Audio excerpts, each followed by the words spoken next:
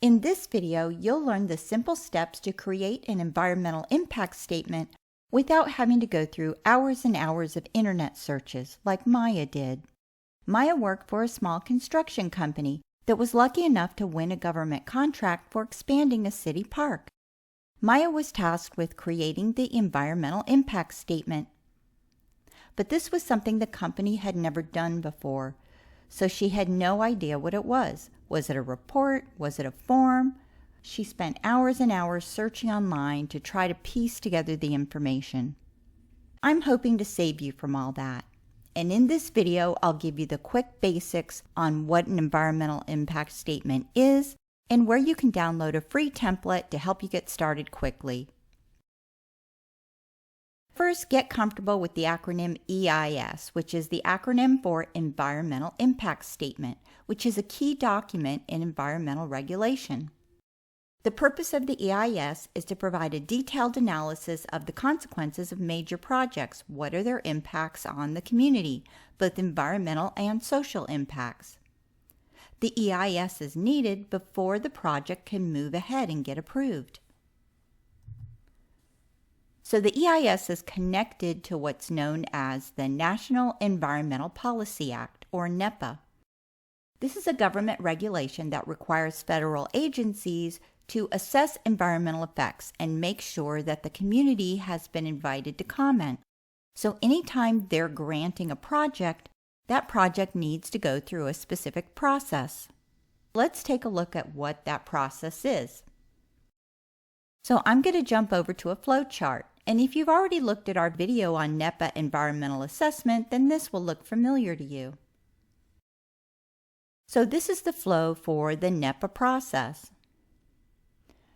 And if we look at number 9 over here, we see the environmental impact statement. So how do you get there? Let's go back a few steps.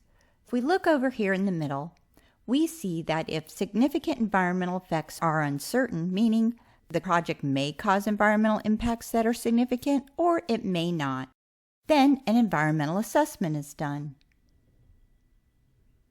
What comes next? The question, are there significant environmental impacts from this project? If the answer is yes, then the EIS is a requirement. And environmental assessors will move down this path. And so you'll see 8 is similar. Significant environmental effects may or will occur. Now the environmental impact statement is needed. It ensures transparency, and it's the key step before what's called the record of decision, which is basically, is your project approved or is it not approved? So let's go through that step-by-step overview of the process, and I'm going to condense this to make it easy. First of all, you're preparing a draft. You prepare the draft environmental impact statement. Now within that draft, you're clarifying what's the purpose of the project, why is the project needed, a description of any alternatives to the project, including no action, and what do we mean by no action? Well, in some cases, no action may be all the environmental effects stay the same. There's no impact, but the project doesn't get done. In other cases, the no action alternative might be negative. For example, what if a project is about strengthening the defenses of a shoreline so you'll have less erosion? If you do not do that project, then more dangerous environmental impacts may occur. So next, you're going to provide an analysis of the potential environmental impacts. You won't be starting from scratch if you've gone through the NEPA process. As you saw before the EIS comes, the initial environmental assessment comes, which is more of a preliminary scoping process. So in the environmental assessment, you're scoping out what are the potential impacts and might they be significant. Then you get to that decision we looked at. Are they significant? Yes or no?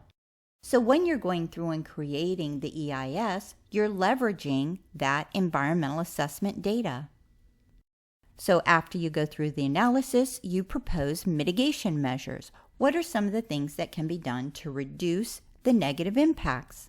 For example, if during the construction phase of the project a lot of dust might be released into the community, A mitigation measure would be some type of dust suppression system. Now you're also going to add maps and charts and visualizations. And you'll include a summary of any stakeholder input to date. During the environmental assessment, it's required that public comments are solicited, so you'll include a summary of what those might be. The next step is the public review, where you're gathering feedback and you're conducting public hearings. Now you may be wondering, how long do we have to go through the public comment process? And let's go over to the EPA's site to look at that. Now I'm at EPA.gov looking at their Environmental Impact Statement filing guidance. Let's look at the public review periods. They recommend that during the draft stage of the EIS, the public comment period be 45 calendar days. Now this is a recommendation. You may want to make that longer. So what's this one below? Well, this is for the final EIS when it goes out for public review, and we'll talk about that in just a moment. So let's take a look at a draft environmental impact statement. Now this is the comment summary report specifically. And you can see this is the one for Tacoma Dome link extension. If you're new to environmental impact statements, it's a great idea to seek out some online and see how they were formatted. So I'm going to go down a little bit and you're going to see some of the key areas that you're going to include, like acronyms and abbreviations. Also maps that help map out what the project is. And then some key visuals, because again, this is going out for public comment, so you want it as easy to read and understand as possible. Here you can see they've used a timeline graphics with bullet points to make it easier to understand the process for the project and when it's going to be opening. So we're going to look at one more thing on this EIS, and this will help you understand what are some of the ways that we can reach out to the public or make the EIS draft available for the public to comment on. This is a summary of what they've done so far. And you'll see they held 4 public meetings. They also interacted over social media, putting out information that way and seeing how people commented back. They sent out mailers to addresses as well. They held an online open house. They also reached out to local agencies and groups with briefings. The same thing with community organizations. They solicited comments in all these different formats. And they also sent out emails to people that had subscribed to updates about the project. So these are all ways that you can interact with the public when you're putting out your EIS for that required public feedback. So next, you're going to take that feedback. Some of it might include alternative mitigation measures. It might also include impacts that your team hadn't anticipated. So you're taking that input and you're preparing the final EIS, which will incorporate any of that information, and then it will also incorporate the ways that you reached out to the public, like we just reviewed on the example. This final EIS is also presented to the public. After the final is put out for public comment, then it is submitted. And that is where you get the decision, which is called the Record of Decision, or ROD. And this is the final approval for the project to go ahead. And now it will also identify which are the chosen alternatives out of the ones laid out in the EIS. And of the mitigation measures mentioned, which ones are going to be used. So it's really finalizing all that information into this is how the project is going to proceed. Then you'll move into project implementation and monitoring, where you're monitoring to ensure that the environmental impact statement correctly identified the expected impacts. So how does all that go together into both the draft and the final EIS? And here's a layout of the structure you're going to use. You'll have a cover page, executive summary, table of contents, a list of acronyms, describe the purpose and need of the project, any alternatives to consider or that were considered, the environmental setting, any potential impacts and alternatives to those impacts that have been identified, mitigation measures for any negative impacts.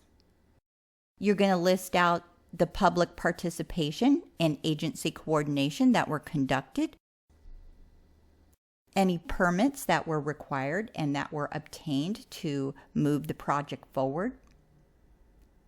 You're going to summarize all the findings, and then you'll list out the agencies you consulted with, any references, the list of who prepared the EIS, and then in the appendices, you're going to put things like technical reports, maps, public comments and responses, etc.